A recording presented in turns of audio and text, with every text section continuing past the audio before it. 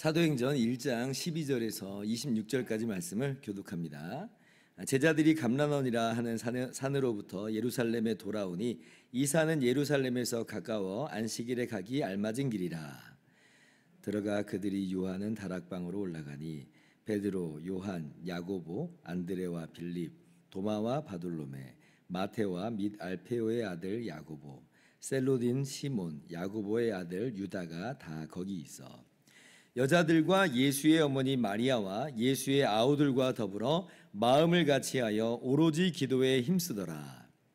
모인 무리의 수가 약 120명이나 되더라. 그때에 베드로가 그 형제들 가운데 일어서서 이르되, 형제들아, 성령이 다윗의 입을 통하여 예수 잡는 자들의 길잡이가 된 유다를 가리켜 미리 말씀하신 성경이 응하였으니 마땅하도다. 이 사람은 본래 우리 수 가운데 참여하여 이 직무의 한 부분을 맡았던 자라. 이 사람이 불의의 삭스로 밭을 사고 후에 몸이 곤두박질하여 배가 터져 창자가 다 흘러나온지라. 이 일이 예루살렘에 사는 모든 사람에게 알리어져 그들의 말로는 그 밭을 아겔다마라 하니 이는 피밭이라는 뜻이라. 시편에 기록하였으되 그의 거처를 황폐하게 하시며 거기 거하는 자가 없게 하소서 하였고, 또 일렀으되 그의 직분을 타인이 취하게 하소서 하였도다. 이러함으로 요한의 세례로부터 우리 가운데서 올려져 가신 날까지 주 예수께서 우리 가운데 출입하실 때에 항상 우리와 함께 다니던 사람 중에 하나를 세워 우리와 더불어 예수께서 부활하심을 증언할 사람이 되게 하여야 하리라 하거늘, 그들이 두 사람을 내세우니 하나는 바사바라고도 하고 별명은 유수도라고 하는 요셉이요 하나는 마띠아라. 그들이 기도하여 이르되, 무 사람의 마음을 아시는 주여, 이 두 사람 중에 누가 주님께 택하신 바 되어 봉사와 및 사도의 직무를 대신할 자인지를 보이시옵소서. 유다는 이 직무를 버리고 제 곳으로 갔나이다 하고 같이요 제비 뽑아 마띠아를 얻으니 그가 11 사도의 수에 들어가니라. 아멘. 할렐루야. 하나님의 크신 은혜와 평강이 오늘도 변함없이 여러분 가운데 가득 넘치기를 주님의 이름으로 축원합니다. 예수님께서 제자들에게 5절 말씀에 너희가 몇 날이 못되어 성령으로 세례를 받을 것이다 이렇게 약속하여 말씀해 주셨죠. 어제 설교한 것을 잠깐 반복하자면 성령님께서 임재하셔서 그리스도의 몸인 교회가 될 것이다 라고 말씀하신 것이고, 그래서 주님의 부활을 증거하는 능력 있는 공동체가 될 것이다 라고 하는 거예요. 그러면 이제 제자들이 해야 될 것은 무엇이겠습니까? 떠나지 말고 기다리라 하셨으니까 기다리면 되는 거예요. 기다리면 예수님께서 말씀하신 것처럼 성령께서 임하실 것이다. 그래서 제자들이 기다립니다. 그런데요, 오늘 말씀 보니까 제자들이 기다리면서 몇 가지 일을 하는 것을 우리가 보게 됩니다. 여러분 오해하지 말 것은요, 여러분 우리가 성령의 이 세례를 받기 위해서 어떤 조건을 이행해야 된다 지금 이 말씀 드리자는 거 아닙니다. 예수님이 조건 없이 약속하셨기 때문에 그건 그대로 될 거예요. 다만 제자들이 지금 기다리면서 하는 일들이 의미가 있다라고 하는 것을 여러분과 함께 나누고자 하는 겁니다. 첫째로 제자들이 뭘 하는가 보니까 14절에 마음을 같이하여 오로지 기도에 힘쓰더라 이렇게 기록하고 있죠. 그러니까 다 함께 이 제자들이, 그러니까 11 제자 그리고 여인들 그리고 예수님의 어머니 마리아 또 예수님의 아우들까지. 예수님의 아우들은 처음에는 예수님을 믿지 않았는데 아마도 예수님의 부활 사건을 목격하고 변화된 것 같아요. 그래서 지금 함께 이들이 다 모여서 기도를 하고 있다 지금 성경이 말씀하고 있습니다. 예수님께서 부활하시고 40일 동안 제자들에게 나타나셨다고 그랬어요. 그리고 이제 오순절은 50일째 되는 날이 오순절이거든요.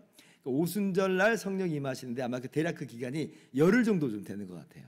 그러면 이 열흘 동안의 기간 동안에 뭐 했느냐라고 할 때 이 기간 동안 어쩌면 매일같이 기도하는 공동체로 지금 자리매김을 했다라고 우리가 생각을 해볼 수가 있습니다. 약속하셨는데 기도했다. 여러분 약속하셨으니까 기도하는 거예요. 어떤 분들은 기도에 대해서 이렇게 얘기하시는 분들이 있어요. 하나님이 다 아시는데 뭘 기도까지 하느냐. 오늘 말씀으로 따르자면 약속 다 하셨는데 뭘 기도까지 하느냐 뭐 이렇게 이제 이해해 볼 수 있겠잖아요. 아니면 하나님 뭐 기먹으신 것도 아니고 하나님 다 아시는데 뭘 기도까지 하느냐. 예, 맞아요. 하나님 다 아시죠. 뭐 더 크게 기도한다고 해서 더 잘 들으시는 거 아니고 더 작게 기도한다고 뭐 못 들으시는 거 그런 거 아닙니다. 근데 왜 기도해요? 다 아신데 왜 기도해요? 여기에 대해서 제 기억으로는 아마 종교개혁자 칼빈의 이야기로 제가 기억을 하고 있는데, 칼빈이 몇 가지로 설명을 합니다. 왜 그럼에도 불구하고 기도를 하는가에 대해서 설명을 하는데, 그 중에서 제가 참 인상 깊게 뇌리에 남는 그 내용이 하나 있었어요. 이게 뭐냐면, 기도라고 하는 것은 하나님께 우리가 드리는 거지만 우리 자신 보고 들으라고 기도하는 거다, 이런 표현을 씁니다. 그러니까 우리 스스로 들으라고. 이게 무슨 뜻이냐면요, 우리가 예를 들면 기도하지 않고 하나님께로부터 기도 응답 받잖아요. 그러면 어떨 것 같아요?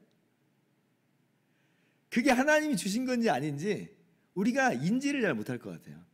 그러니까 하나님께 감사하고 하나님께 찬양 드리고 영광 돌리고 그러지도 않을 것 같고, 그리고도 쉽게 잊어버릴 것 같아요. 이거 기도의 응답이라고 어쩌면 생각을 했을지라도 기도를 안 하고 기도가 응답이 되면 그냥 흘러가 버리는 형태가 될 때가 굉장히 많아요. 자, 그런데 우리가 진짜로 사모하고 간절히 구하면서 그렇게 하나님께 나아갈 때, 그리고 그 가운데서 하나님께서 우리의 기도를 들으시고 응답하셔서 역사하실 때는 어때요? 우리 마음이 아까하고 좀 다르겠지 않겠습니까?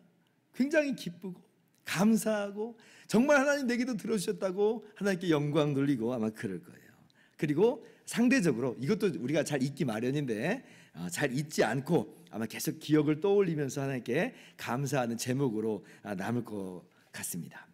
그래서 그런 의미에서 칼빈이 이렇게 이야기하는 거예요. 기도는 우리 보고 우리 자신 보고 들으라고 하는 거다라고 하는 겁니다. 오늘 제자들도 마찬가지죠. 약속하셨는데 왜 기도해요? 약속했으니까 기도하는 거예요.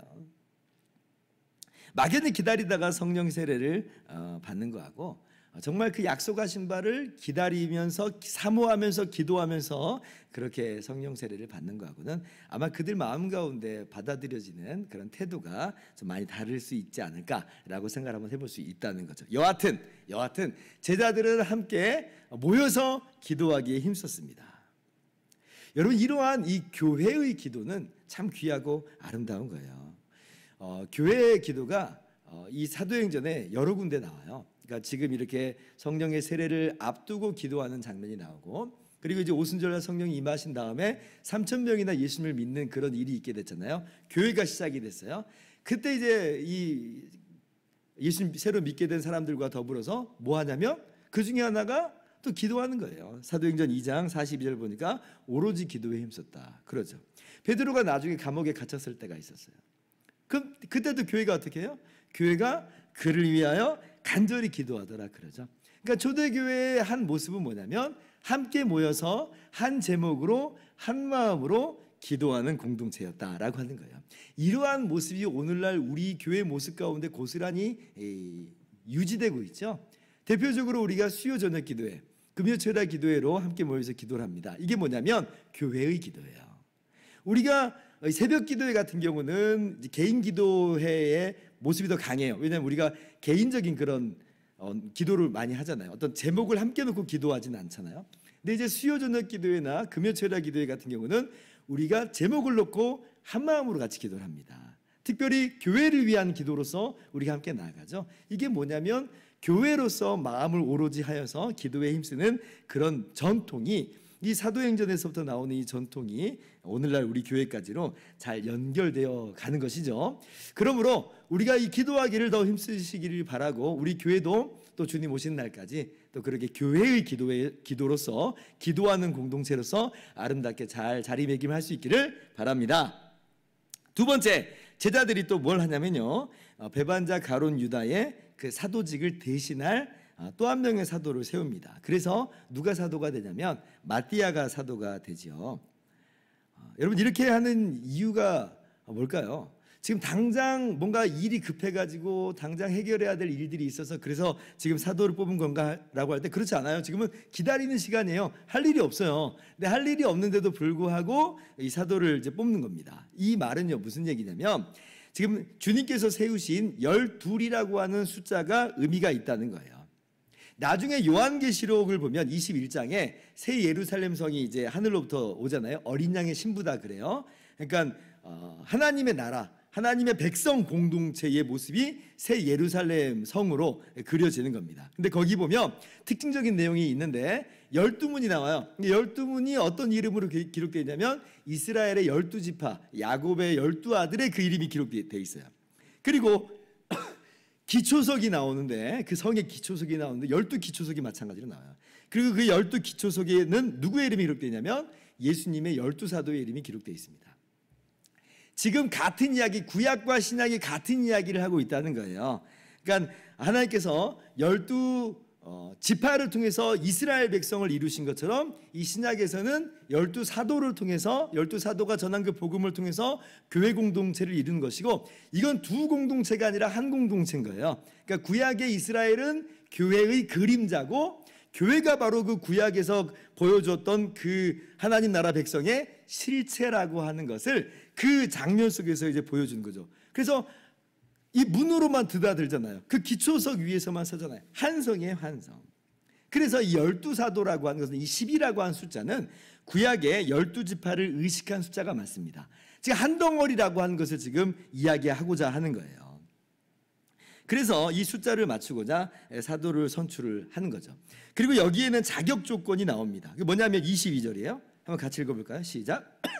항상 우리와 함께 다니던 사람 중에 하나를 세워 우리와 더불어 예수께서 부활하심을 증언할 사람이 되게 하여야 하리라 하거늘. 그러니까 21절부터 이제 보시면 자격이 분명히 나와요. 예수님의 공적 생애가 시작될 때부터, 그리고 가장 중요한 건 뭐냐면 예수님께서 부활하심을 증언할 사람이라고 했으니까 예수님의 부활의 목격자여야 돼요.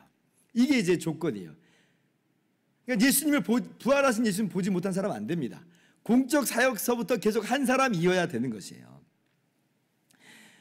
이런 사람을 택하는 과정이었고, 그리고 그 사람이 이제 그 사람으로서 마띠아를 사도로 선출을 하게 된 것인데, 여러분, 그래서 오늘날 어떤 사람들은 오늘날도 사도직이 계속 계승돼야 된다, 뭐 12사도와 같은 그 사도직이 오늘날도 막 있어야 되는 것처럼 그렇게 이야기하시는 분들이 있습니다.